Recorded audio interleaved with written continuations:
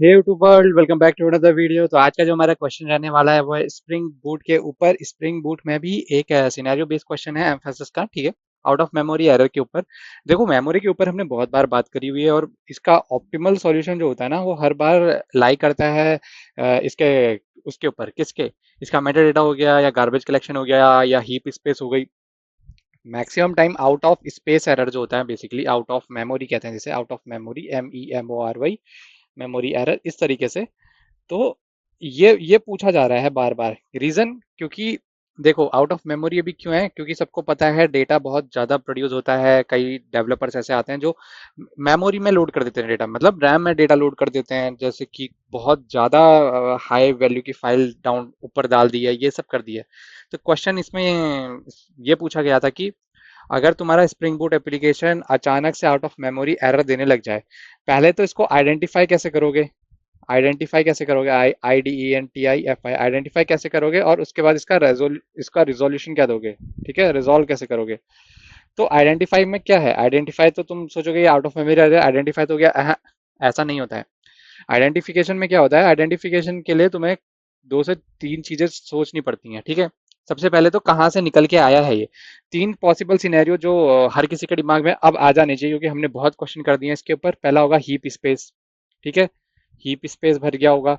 Second क्या हो सकता है, Meta data space, Meta data space, ठीक है।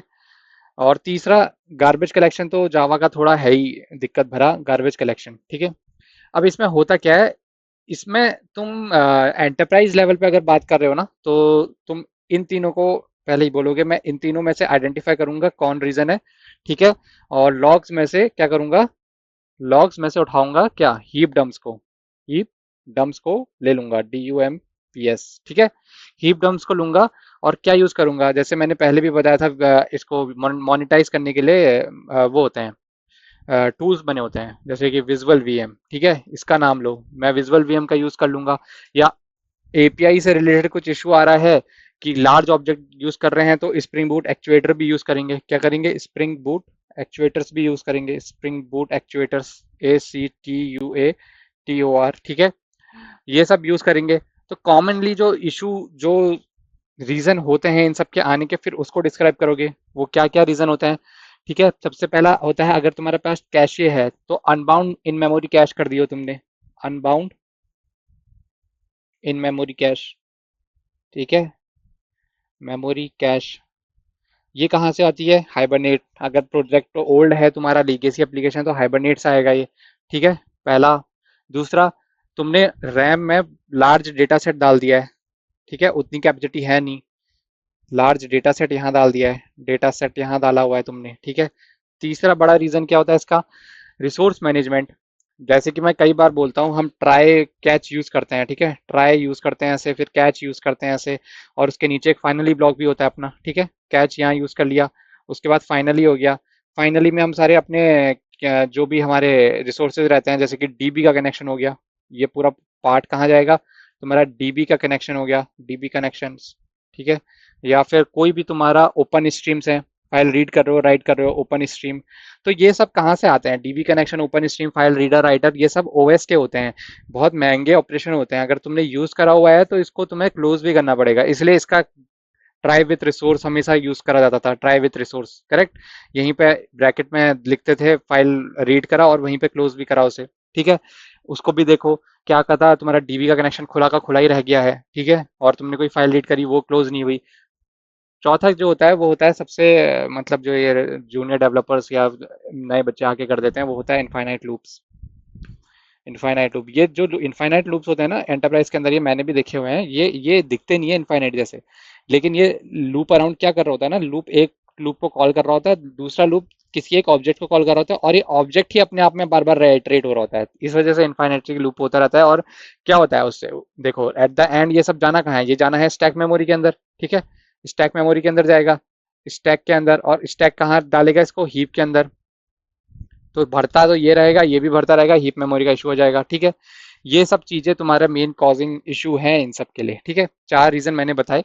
अब इसका प्रिवेंशन, ठीक है, ये आइडेंटिफिकेशन तो हो गया, प्रिवेंशन कैसे करोगे।